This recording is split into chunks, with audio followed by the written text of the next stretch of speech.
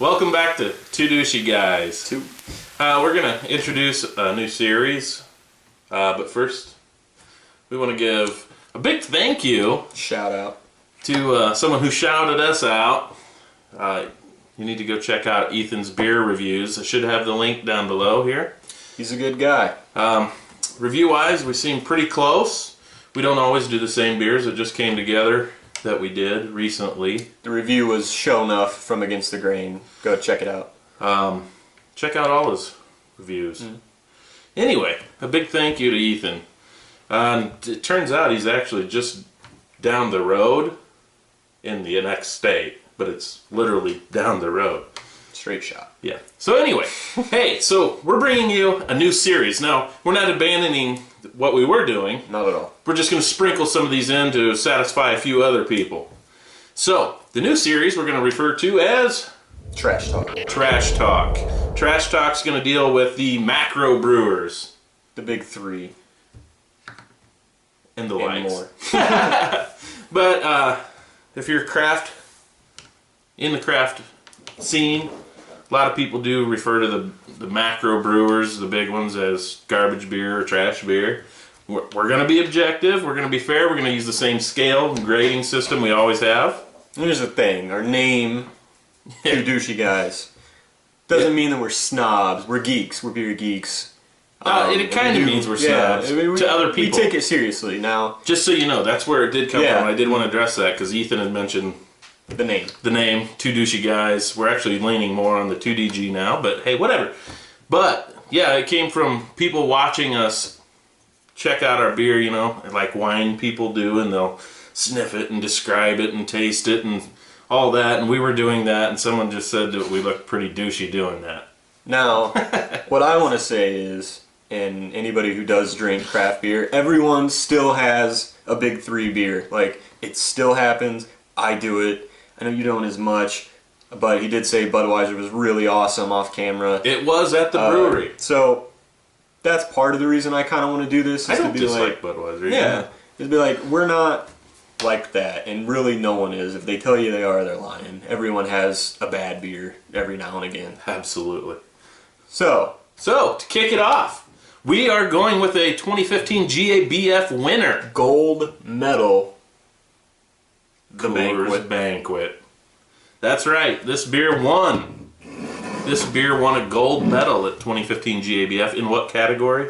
American style or adjunct light lager, which obviously is what it is. And there's actually, I think there were two other craft breweries that I haven't heard of before that were in second and third place. So say what you want. They make a consistent product. And for anybody that doesn't know, a light lager is actually a really hard style to do. And I'm pretty sure, I think even Olympia took a gold too. Yeah, which is owned by Miller Coors. Yeah, I was going to say it was in, I think, a cream ale category. But start pouring. Anyway, yeah, and the mountains are blue, so it's definitely optimal drinking condition for it. So, yeah, you got a nice tall one there. And of course, we went with the tall boy. Oh my. That is pale. Alright, look at that though. Man, I haven't seen a beer that clear in a long time. And that light. Alright. So there it is. Alright. So let's do this. Yeah, so right we off are the going to bat, treat it the same way as we do all the other reviews. the head is comprised, it's actually a good head. No, yeah, it is highly carbonated. Nice loose bubbles on there. The color, Tiny extremely bubbles, though, really. pale. Yeah, I mean, this straw light color, very clear, perfectly crystal clear. Crystal clear, high carbonation, exactly what I would expect. Okay, all right, let's get a nose on the gold medal winner. We know. Yeah, you get. I'm gonna say there's almost some. There's a little bit of yeast ester. Yeah, just a tiny bit. I mean, it's not anything super impressive. It is kind of impressive for this. It is. But you do get like the wet cardboard, a little bit of Pilsnery malt. I'm really just Yeah, blown you're away by getting, the yeast. tiny bit of fruit Yeah. esters, but yeah, lots of cardboard, wet cardboard, pilsnery malt in there. You do get a little bit of the like adjuncty metallic kind of smell in there. Yeah, it's actually a little bit more impressive than I thought it was going to be. I would agree. All right, let's taste it. Let's do it. When was the last time you had a banquet? I've never had a banquet. Really? Yeah. Even more reason. First time.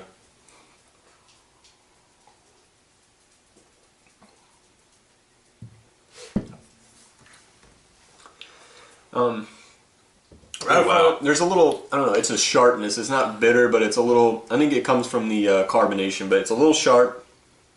After that, though, you get tons of the adjuncty cardboard taste. A little bit of Pilsner malt mixed in there. I say I get a huge amount of Yeah. crackery, biscuity. Big time. After that, it really falls off, dies very quickly.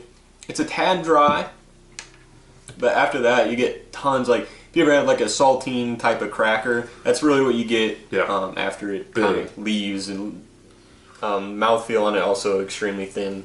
Not as watery in the taste as I thought it was going to be. No, it's actually, I get a little bit of that fruity ester that you smell. I'm tasting it as well, and I'm really pleased with that. A little, yeah. I want to see the date on this can. I want to see how. Yeah, expiration is January 18th of 2016, so it's relatively fresh. I think the big ones, they say you want to drink it within like 180 days of bottling or canning. Well, but I'll say you want to drink it right out the bright tank. So. Yeah, definitely I would recommend if you're going to drink Big 3 to go with cans because it protects the beer more.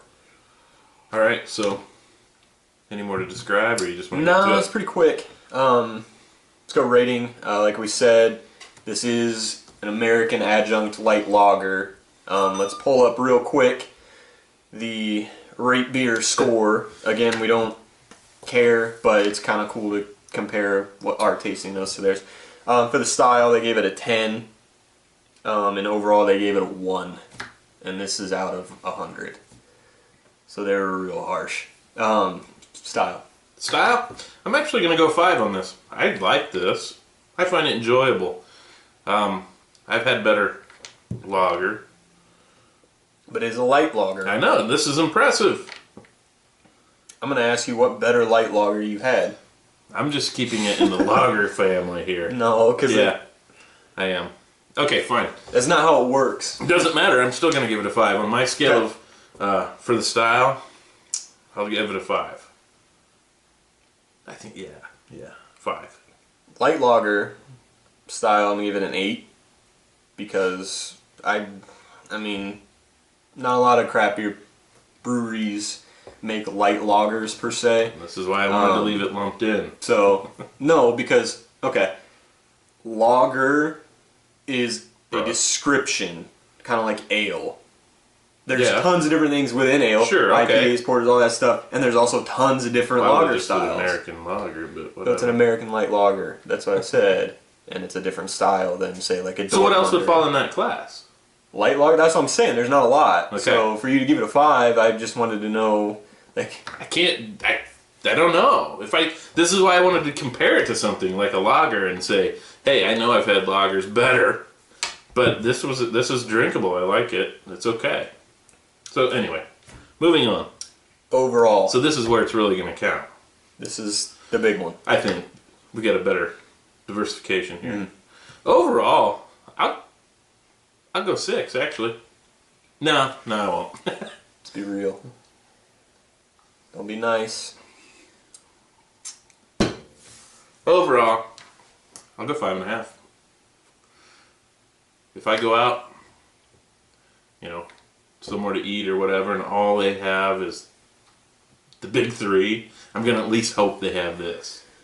And I'll probably take this over some other breweries that I don't care as much for, even though we've only had a couple that we didn't like. Even though they claim to be microbreweries. He's referring to Sam Adams. I may be. Keep going. So anyway, I went 5.5. 3. Wow. It's good for what it is. but when you get down to it, it is what it is. Like it's still a light adjunct lager. For comparison purposes, if I'm gonna go with the big three and then they have Boston Lager from Sam Adams there, I'm gonna pick that over these anytime, every time.